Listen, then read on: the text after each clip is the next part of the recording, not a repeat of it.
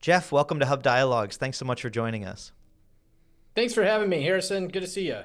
You are currently in where? Sri Lanka doing field work, I've heard? Yeah, I'm in Sri Lanka. I'm visiting some family members of my wife's, but also doing field work. I work on human rights. Beautiful, beautiful. And I was joking beforehand, perhaps delving into some conspiracy theories over on that side of the world. But first, let's start off. What is a conspiracy theory? How do you define it as an academic?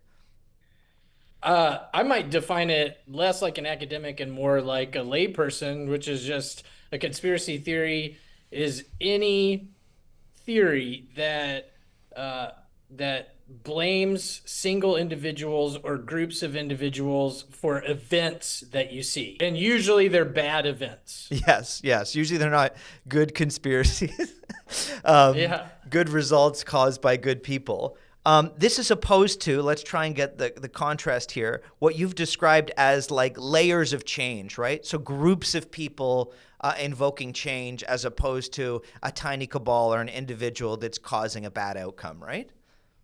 That's right. So think about sometimes conspiracies make sense. Conspiracy theories make sense. Think about criminal conspiracy.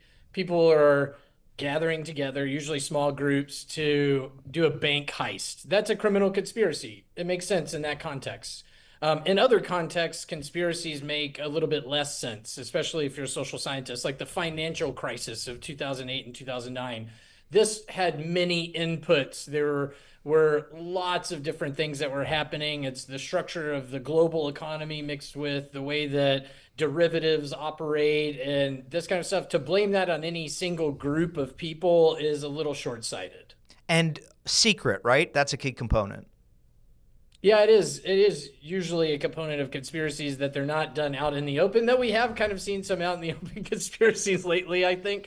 But it usually is a sinister cabal that's engaged in secret activity, and we have to pull back the layers and discover the meetings that were in smoke-filled boardrooms somewhere where people were hatching these plans. We haven't always had boardrooms, so I'm wondering how long conspiracies have been around. Did we have people conspiring in caves or something like that? How far does this go back?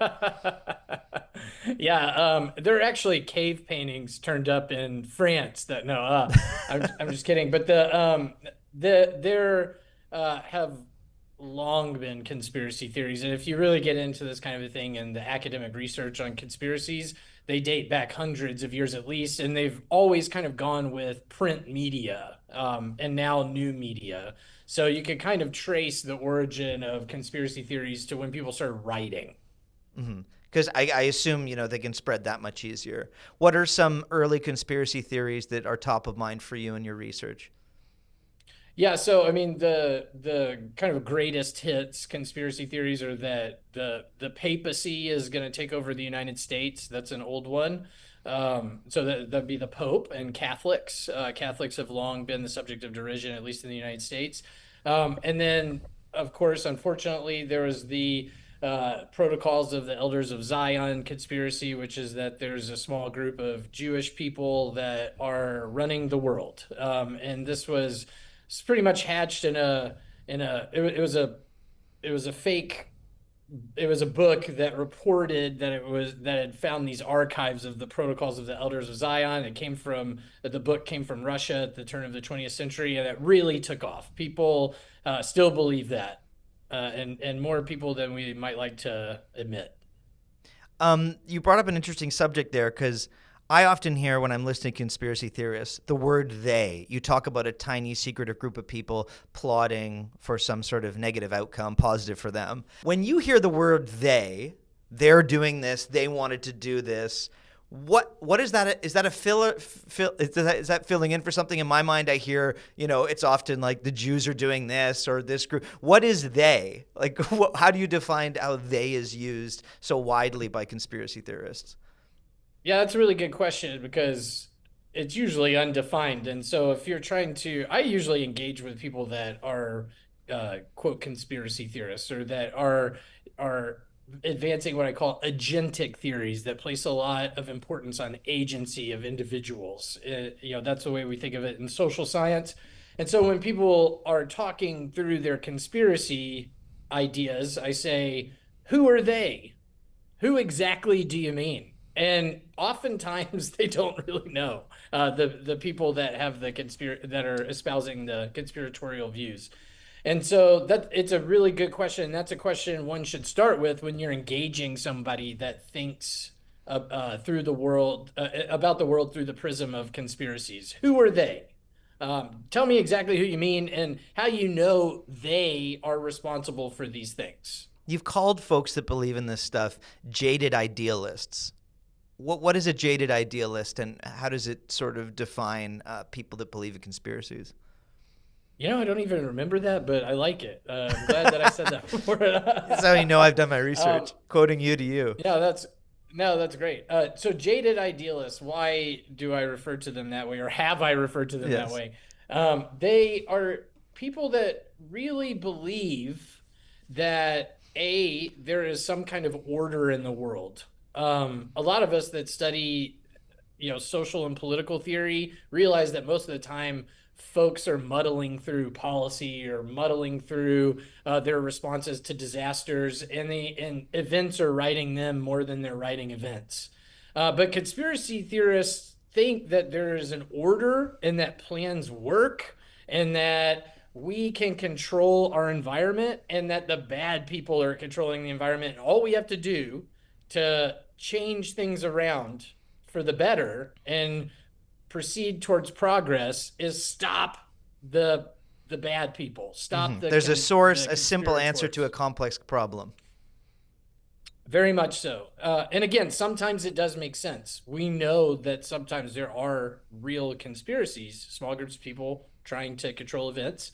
But a lot of the giant catastrophes or huge changes in global politics or the global economy are very difficult to explain with the actions of one small group of people. Is this a consequence, Jeff, of humans craving order? We live in very uncertain times, made more uncertain and complex due to globalization, emerging technologies. There's so much being thrown at you, and people needing to steady things down and having something that explains, this variety of different complex elements in our lives. Absolutely. It is a desire for order and a real belief that order exists. And in that way, I kind of envy conspiracy theorists, and I should lay my card on the table in that I once myself trucked in conspiracy theory. Which When ones? I was young, yeah, I was watching too much History Channel in the United States, which is not really a good. The History Channel doesn't deliver good history. This might be a surprise to some people, but it delivers a lot of, aliens maybe built the pyramids and the JFK conspiracies and this kind of stuff. And I used to really follow a lot of that. And I did think that there were people planning everything. And that's a nice thought because if there are good people planning, then we could trust in the way that things are headed. If there are bad people planning, all we have to do is defeat them. And the alternative to thinking either one of those things is that things are by and large kind of uncertain and disorderly, and that's even more uncomfortable for a lot of people. So, you being a former conspiracy theorist, now coming on the other side, what's the best way to engage with conspiracy theorists, and is there a way to sway them and sort of unbelieve what they believe in? How should that dialogue sort of work? I don't really think about I don't think about it as de-radicalization. That's kind of the language that a lot of people apply here. As if it it's were like terrorism. converting it exactly like converting somebody that was in Al Qaeda to a upstanding citizen. It's not really like that. Some people, I mean, a lot of people, my friends, my family, I'm from Louisiana. A lot of people that I talk to kind of have a conspiratorial view of the world, and I just talk to them about what evidence they have. That's my main approach. I just say, who do you think did what, and where did you get that information from? And oftentimes that opens a real dialogue. But the other thing that I do is I say, there are suspicious circumstances around something like, and I have a feeling this might come up, but the Epstein case, it's bizarre that there's a minute missing from the footage of his prison cell. That's weird. Why is that? How do we explain it? And you meet them on the ground of, hey, there are things that we don't know, and I agree with you that that's suspicious. Now, let's walk through what we do know together. And it becomes a collaboration, and I think that's really helpful. So let's get into the Epstein stuff. Obviously, they're top of mind, and you know, things have been so suspicious when it comes to the details surrounding his death, etc., that I'm even finding mainstream news outlets not using phrases like when Epstein committed suicide or killed himself. There's a raft of different conspiracies that surround this guy, how he died, whether he's part of like a blackmail intel operation, whether he's being protected by elites, if this client list exists. How do you go about navigating that? And do you believe any of the theories that I just sort of laid out there? I wouldn't say this is going to sound sciency of me, and I apologize to everyone for that, but I wouldn't say I ever believe in any theory. I would just simply say that the theories that I continue to think are the ones that haven't been disconfirmed. And in this area, in the Epstein field, if we could call it that, and it is kind of a field now, there are a lot of people writing a lot of things. It's hard to know because there are, as Donald Rumsfeld would have said, a lot of known unknowns about the case. We don't know the exact circumstances of his death, to a T. We don't know what's in the federal investigation that's still classified and hasn't been released to the public. It's a subject of FOIA requests and things like this. And so until I actually see what's written and what people have said in their testimony, if that ever happens, I will not really believe much of what anybody says because there's no Interesting. evidence. So you, as an academic that studies conspiracy theories, in this case, there are no known there are no known knowns yet from where you sit. No, there's some known knowns. We know that Jeffrey Epstein was guilty of soliciting prostitution from a minor in Florida. We know that he was under federal investigation for trafficking minors, and we know that his assistant was prosecuted successfully and convicted for trafficking herself. So every indication is that he's guilty of many of these crimes, and and that he very likely committed suicide. And that he also has a bunch of pictures with Donald Trump, which you're showing now on the screen, or at least a few key photos with Donald Trump, and those are not doctored. So there is evidence on the table.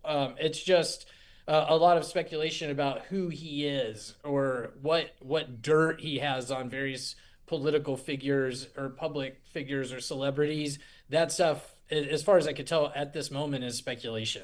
Has there ever been a moment in American history where the amplifier, or in some cases, the source of conspiracies, has been the White House? That's a good question. I feel like there probably are other instances, and I should be on top of that, but I can't think of one offhand. I mean, Teddy Roosevelt was certainly prone to big claims. We and McKinley too. We got involved in the Spanish-American War based on fake news for the most part, trumped up claims about what Spain and Cuba were doing. We got involved in the Mexican American War based on specious claims as well. And so those things kind of look like conspiracies in historical perspective. But to this degree, where it's kind of what I would say is unique about this moment is that the Trump cause in MAGA is a conspiratorial political movement, and by that I mean that its main engine, its fuel as a movement is conspiracy. It's the idea that their people, the MAGA movement, is being dispossessed, or there's a plan to dispossess them of their rightful their inheritance as Americans, and that fear of dispossession leads them to do leads them to kind of say by any means necessary we will try to dominate the other side, and that is very much, I think, a unique new thing. There have been other conspiratorial political movements, but they have not won the White House in the past. Mm-hmm. So this is one of their motivating forces. and this belief that barriers are being put up in front of them to achieve success, whether it's an election they feel was stolen, talk about QAnon, um, beyond that, Obama not being born in America, Osama is not dead. That's a recent one. Um, but then we're in this Yeah. weird moment, and I'm interested in your views of this both as an academic and an American, in that when it comes to the Epstein files, this is a conspiracy that a lot of his supporters have bought into, but now one that they're the leader of their movement might be implicated in. And like, how is that movement coming to terms with that and sorting through that? Yeah, I think that they're struggling with kind of cognitive dissonance right now, and there are also some elements, especially in the podcast world, are quite resentful at the moment and feel like they've been played for fools. And they've said as much. I mean, if you listen to podcasters like Theo Vaughn and Joe Rogan, they're saying like we were promised these files and we know that or we suspect very much so that they've been redacted at this point and we'll never find out what's in them, and that's very frustrating to them, and especially because the Kash Patel, who's the director of the FBI, was beating the drum of the Epstein case for a long time, and Trump himself was too. And they flipped. They've completely turned it around and said, "Oh, this was a hoax perpetrated by the Democrats." But the MAGA faithful remember Trump talking about this on the campaign trail. They have not forgotten. It wasn't that long ago. So for him to try to flip it around, they see that and they're not dumb. They know what's happening, and at least among a small group that really thought that Trump was going to expose a great network of pedophiles that was mainly composed of Democrats.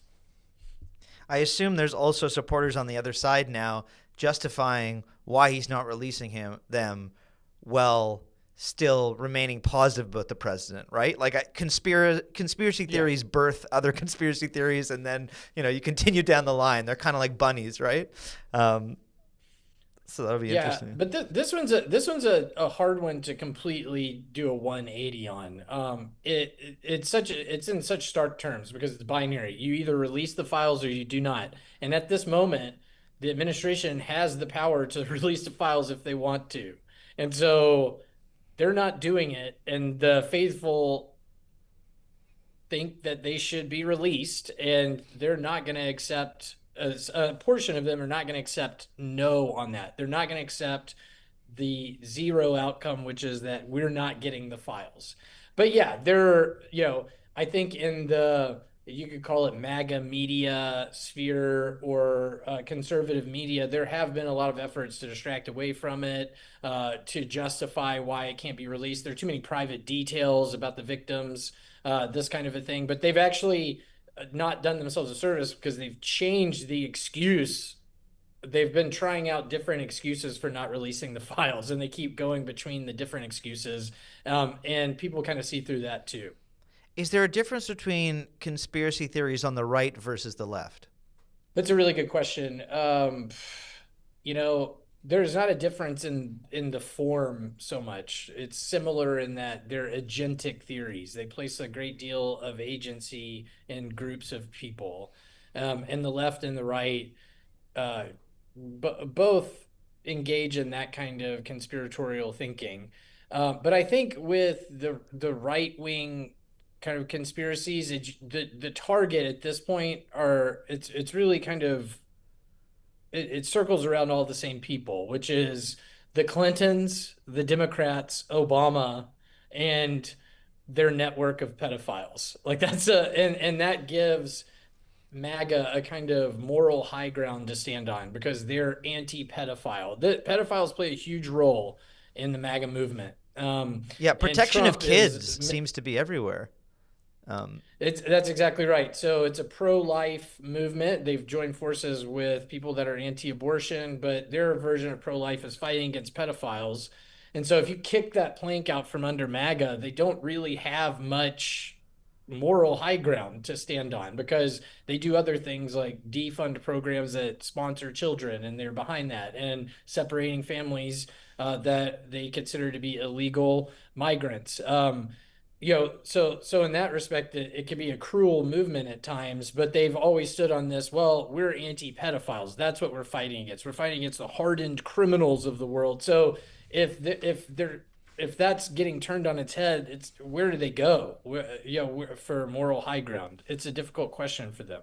Geoff, what about the left? What are the conspiracy theories of the left? What are the source of their sort of confusion, anger, and distrust? What does that look like?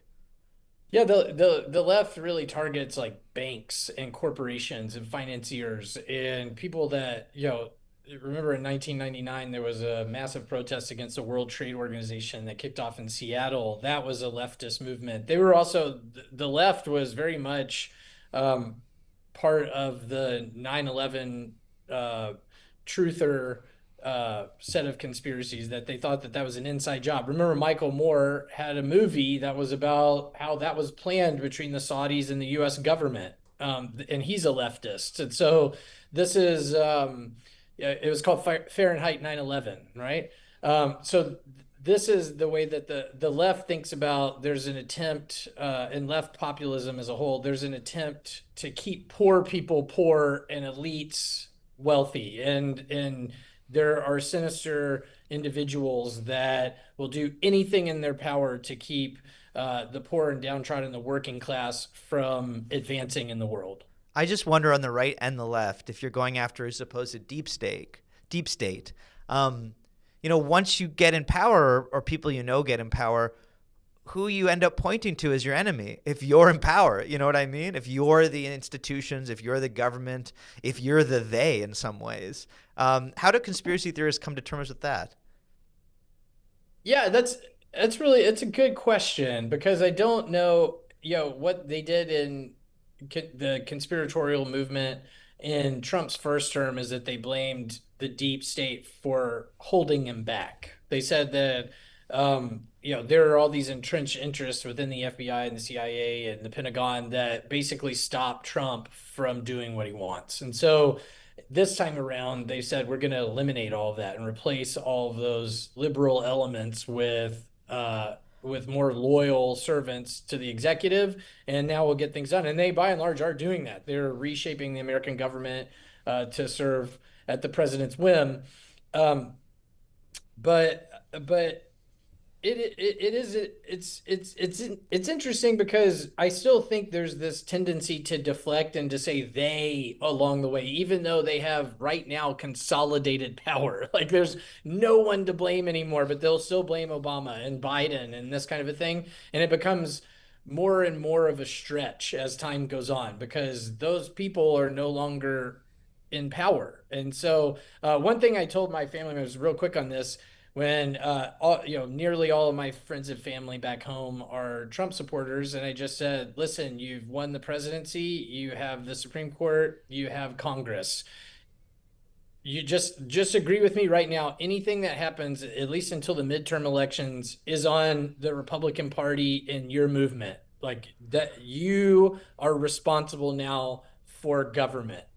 And they said that was difficult for them to admit. They said, "Well, there's still a lot of people that might stop it." And I was like, "But you have as much power as you could have in the national government at this moment. Let's agree over the next 2 years, you are responsible." And they said, "Okay, I agree to that."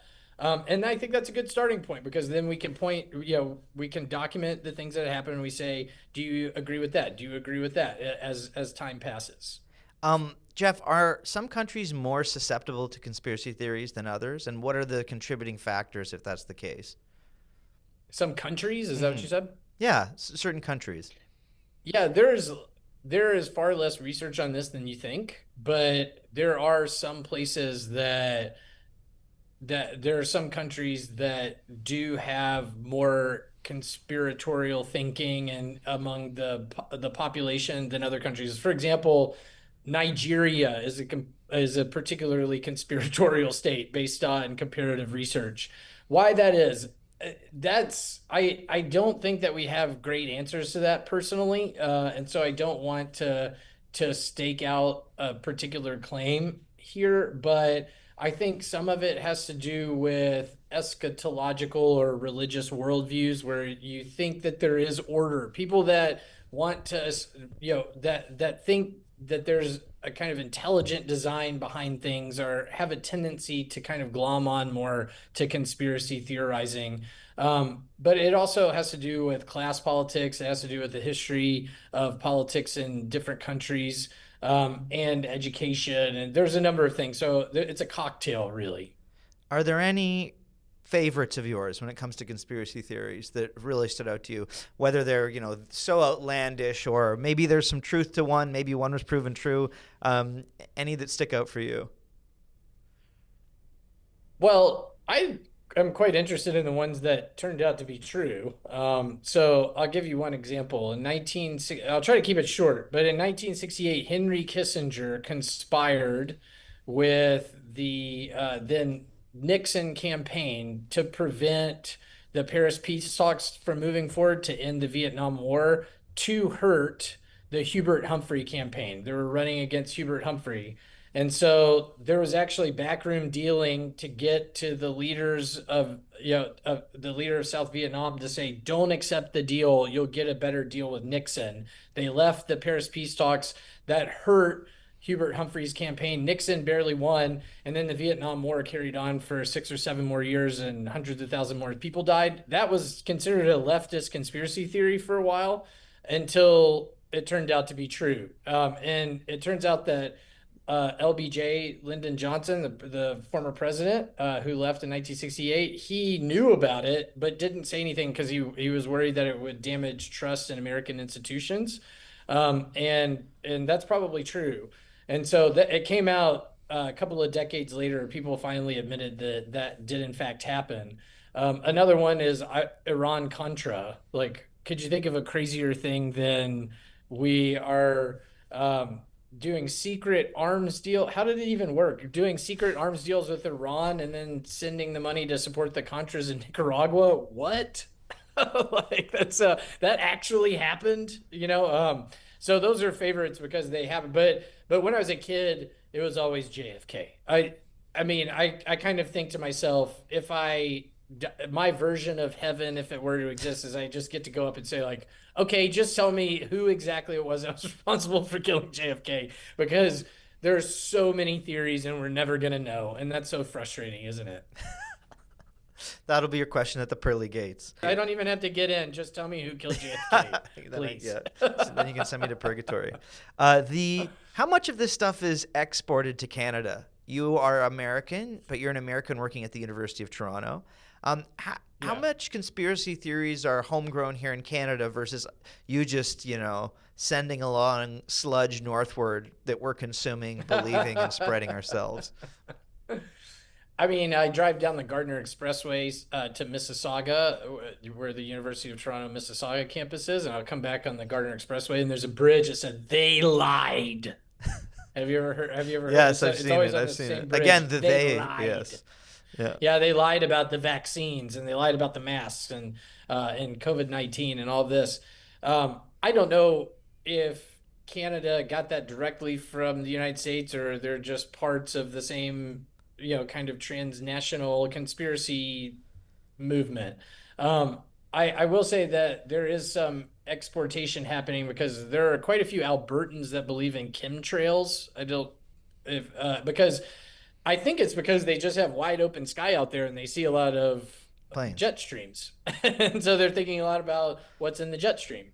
But there chemtrails is searched quite a bit on Google in Alberta, and that pretty much is from the United States, the original chemtrail theory. So I think that is a foreign export. I don't know of any truly 100% Canadian conspiracy theories, but I'm going to have to think about that question. That's a good question. Yeah, you can come back next time and give me them. Just ending things off here, I'm just thinking, and we're thinking a lot about this over at the Hub, AI. And I just wonder if we talk about conspiracies breeding like bunnies, I think AI is going to be like a Viagra or something for this. I don't know. This is going to be gasoline on the fire. No, can you imagine conspiracy theories, getting any better under AI, or do you think they'll just, continue the spread and make it that much worse? Man, I don't know. I This is one of those. I just I wish I knew more to say that, or was able to forecast. One thing that I was delightfully surprised about with some AI is that it tends to debunk if you ask it. So if you ask questions about chemtrails to AI, it will tell you that it's just the jet stream. It's a perfectly natural process based on the jet engine and its exhaust. So in that sense, if the algorithms stay the same and AI isn't kind of polluted with, or tinkered with to send it in the wrong direction or send people in the wrong direction, I think it could be a source of good because it's digesting a great deal of information and it knows how to, it kind of could amplify good and verified information that's from scientific journals. And in that case, maybe it will help debunk, but on the other hand, we know that AI hallucinates and it might start doing some conspiracy theorizing of its own, and that's a pretty scary proposition, isn't it? Yeah, the return fire you're going to get from folks is, it was big tech and these institutions that dictated that algorithm you described and, told me how to think. So we will await the endless back and forth over that. That is Geoff Dancy. He is an associate professor of political science at the University of Toronto. He's currently in Sri Lanka, but he'll be back soon. He studies conspiracies, and we thank him so much for joining us today on Hub Dialogues. Thanks so much, Geoff. It was fun. Thanks, Harrison. Cheers.